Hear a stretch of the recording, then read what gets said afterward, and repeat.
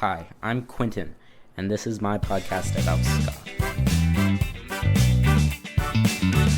Ska was originally created in Jamaica in the 1950s. It mixed calypso, American jazz, and blues to create this wonderful music genre. Ska predates reggae and for a few years was the most prevalent music genre in Jamaica. Throughout the 60s, ska continued to grow in popularity and had a very jazz sort of feel. This was because in Jamaica, the only radio stations they had access to were the ones from New Orleans, which, as I'm sure you know, is known for its jazz. One of the major driving forces that pushed ska in the mainstream in Jamaica were the sound systems of the time, which were big trucks that would drive around with speakers and turntables that would play music for everyone, one of those at the time being ska. It was at this point in the 60s where ska became popular in Britain, with many working class people taking a liking to the genre. The first place where ska was recorded was the Federal Recording Facility and the Studio One facility, both in Kingston, Jamaica.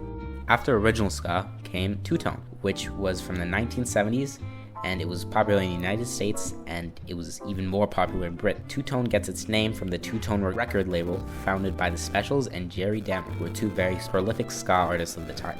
Two-tone is characterized by its fast tempo and the blending of early punk rock and Jamaican ska. The band that put two-tone in the mainstream were the Specials with their summer hit, Ghost Town. All their songs had a very politically charged message to them. Like the Specials were Madness, who were another prevalent ska band of the time, who also had very political songs that resonated with the working class people of Britain. Ska began to fall out of fashion for a while, but then came the birth of third wave ska.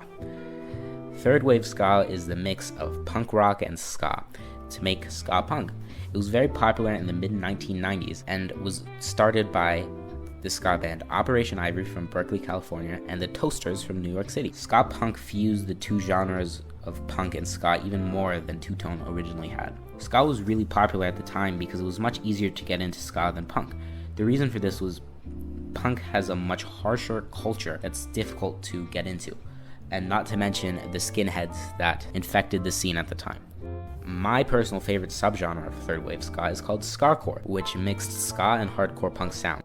Some examples of skacore bands are Choking Victim or Morning Glory. Now today, sadly, ska isn't as prevalent as it once was, and it's kind of not really well known, and when you bring it up to people, they tend to laugh, but there's still a thriving small ska community that call it new tone, which is just new ska, and that's pretty much it.